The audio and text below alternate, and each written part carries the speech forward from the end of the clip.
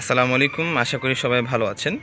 আল্লাহ সুবহানাহু ওয়া তাআলা কোরআন মাজিদে বলেন, সূরা জুমার কোরআন মাজিদের ৩৯ নম্বর সূরার ৫৩ নম্বর আয়াতে, কুল ইয়া ইবাদিয়াল্লাযীনা আসরাফু আলা আনফুসিহিম লা তাকনাতু মির রাহমাতিল্লাহ ইন্নাল্লাহা ইয়াগফিরু যুনুবা জামিআ ইন্নাহু হুয়াল গফুরুর রহিম।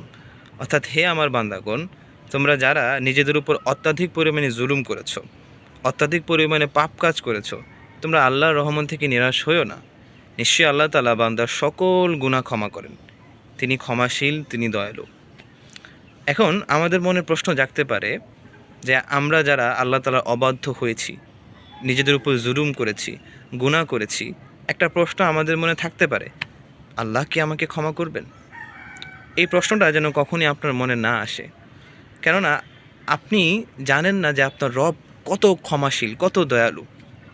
একটা কথা চিন্তা করুন, আমরা প্রতিনিয়ত কতভাবে আল্লাহ তাআলা নাফরমানি করছি, কথায়, কাজে, আমাদের জীবন চলার ক্ষেত্রে।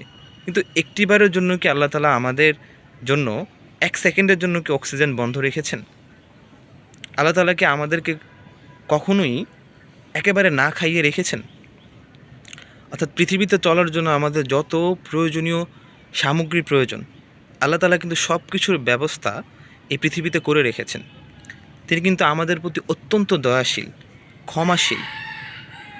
তবুও আমরা আল্লাহ তাআলার এই রহম থেকে মাঝে মধ্যে নিরাশ হয়ে যাই।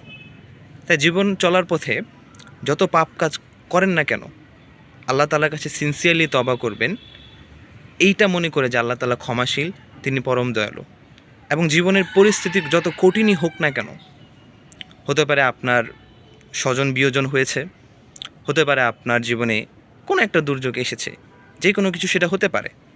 তবে একটা জিনিস মনে রাখবেন, আল্লাহ রহমশীল, তিনি আপনাকে ছেড়ে যাবেন না। এই পৃথিবীতে আপনি যতদিন আছেন, তার রহমত আপনাকে ঘিরে রাখবে।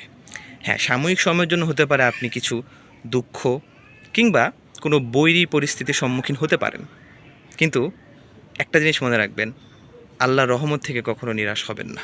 লা তাকনাতু মির রাহমাতিল্লাহ।